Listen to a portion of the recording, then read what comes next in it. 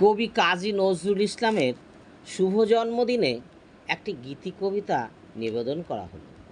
রচনা মনীন্দ্রনাথ বিশ্বাস।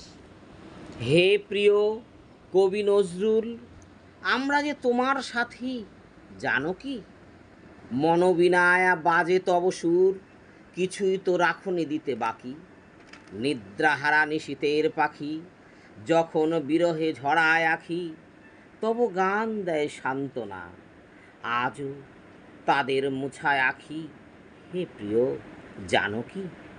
নয়ন ভরা জল গো তোমার, আঁচল ভরা ফুল, তোমার কণ্ঠের এই মধুর গীতি আজও ফুটায় মনে প্রেমের মুকুল।